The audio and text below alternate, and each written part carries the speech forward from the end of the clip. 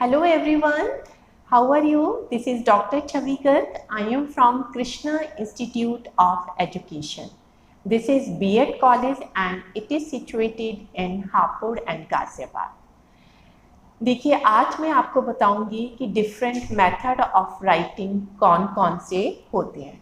देखिए बहुत सारे मेथड हैं, तो सबसे पहले मैं आपको बताती हूँ, इसमें मैं शॉर्ट में ही बताऊंगी। तो ये है फर्स्ट आपका मॉन्टेसरी विधि। मॉन्टेसरी विधि का जो सबसे पहले शुरुआत किसने करी थी? श्रीमती मारिया मॉन्टेसरी ने की थी। तो उन्होंने जो सिखाया उस विधि का नाम उनके ही नाम पे मॉन्टेसरी विधि हुआ। तो जो मॉन्टेसरी थी वो कहती थी कि बच्चों को लिखना जो है 3 साल की आयु के बाद ही सिखाना चाहिए, क्योंकि तब तक उनमें कुछ परिपक्वता आ जाती है और वो पेंसिल को अच्छी तरीके से पकड़ने लगते हैं। तो वो कहते हैं कि सबसे पहले हमें क्या सिखाना चाहिए? हमें बच्चे को अक्षर सिखाने चाहिए, जो उसके अल्फ़ाबेट के वो होते हैं, जैसे ABCD हो गया, तो इन्हें सिखाने चाहिए। तो उन्होंने कहा कि सबसे पहले इन अक्षरों को एक गत्ते के या पेपर पे जो है हमें बनाना चाहिए। तो हमने एक गत्ते को A के साइज़ में काट लिया और B के साइज़ में, जितने भी हमें अक्षर सिखाने हैं सबको गत्तों को उन्हीं अक्षरों की फॉर्म में काट लिया। फिर हम बच्चों को कहते हैं कि अब आप इन अक्षरों के ऊपर, ये जो गत्ते के अक्षर हैं उनके ऊपर अपनी उंगली फहराइए। तो जैसे A है तो बच्चा जहाँ से जैसे A चल रहा है वैसे वैसे अपनी उंगली फहराएगा, तो उसको एक प्रैक्टिस हो जाती है कि इस तरीके से A बनेगा, क्योंकि practice makes the man perfect. तो बच्चे जो है बार बार A पे उंगली फहराएंगे तो उनका हाथ जो है उसी हिसाब से चलने लगता है। उसके बाद फिर बच्चों को पेंसिल दी जाती है और उनको पेंसिल पकड़ाने का अभ्यास कराना पड़ता है, क्योंकि बच्चे बहुत छोटे होते हैं, उन्हें पेंसिल को अच्छी तरह से पकड़ना नहीं आता। तो फिर हम उनको पेंसिल पकड़ाने का अभ्यास कराते हैं और फिर कहते हैं जो गत्ते पे अक्षर बने हैं, अल्फ़ाबेट बने, उन पे अब आप अपनी ये पेंसिल को फहराओ। तो वो पेंसिल को, अक्षर को बार बार उस पर फहराते हैं। तो इस तरीके से उनको पेंसिल से वो बनाना आ जाता है। इसके बाद फिर उनको कहा जाता है कि वो अब अपने आप उस अल्फ़ाबेट को लिखें। तो वो A के ऊपर अपनी पेंसिल इतनी बार घुमा चुके होते हैं कि उनका हाथ उसी हिसाब से जो है चलता है। तो इस तरीके से उनको जो है किसी भी अल्फ़ाबेट को लिखना आ जाता है।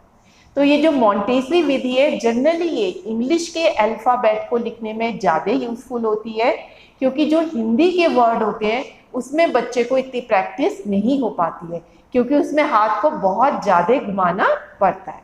तो आपको मॉन्टेसरी विधि बिल्कुल क्लियर हो गई होगी। अब नेक्स्ट है आपकी जैकार्ट मेथड।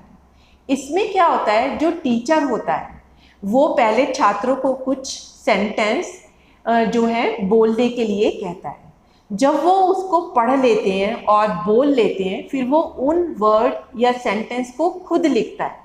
अब वो शब्दों, उनको जो सेंटेंस उसने लिखे हैं वो बच्चों को कहता है अब आप, जैसे मैंने ब्लैक बोर्ड पर लिखा है बिल्कुल आप वैसे ही लिखिए।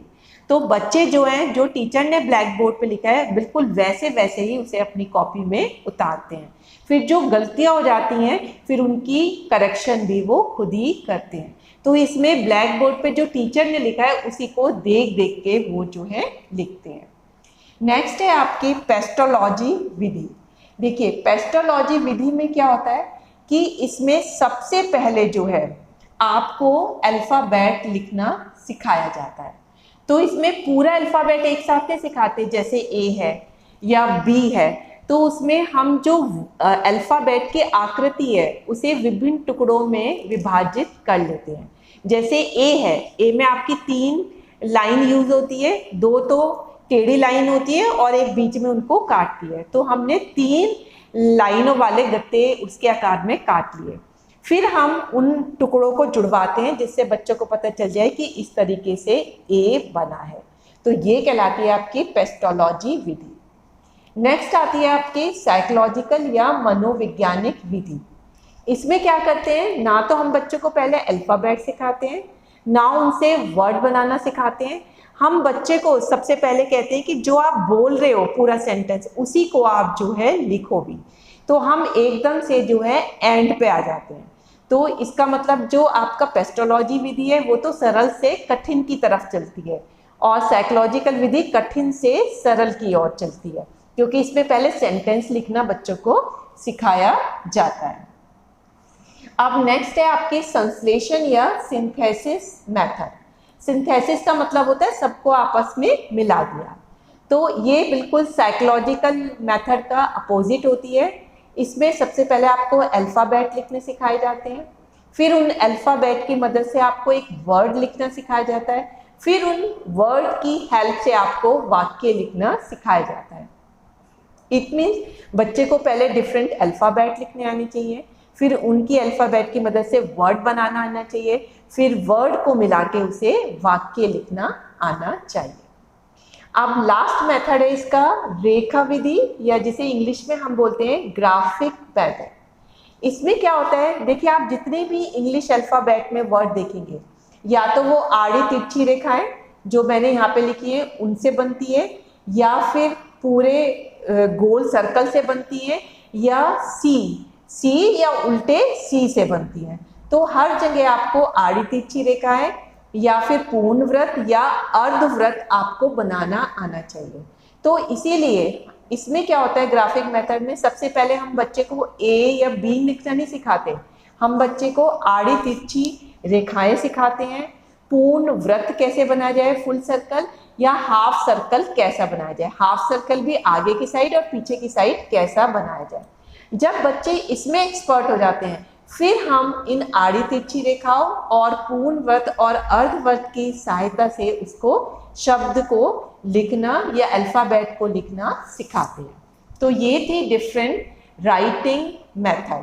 तो अब आपको समझ में आ गया होगा कि राइटिंग लिखने के भी बहुत सारे मेथड होते हैं। तो आज मैंने आपको सारे मेथड बता दिए। तो ये क्वेश्चन भी बहुत इंपॉर्टेंट है और ज़रूर पूछा जाता है। आपने डिफरेंट मेथड मैंने बोल के भी बता दिया और एक एक लाइन मैंने अपनी पीपीटी में भी लिख दी है। तो आई होप कि आपको बहुत अच्छे से समझ में आ गया होगा। So that's all for today lecture. Thank you very much.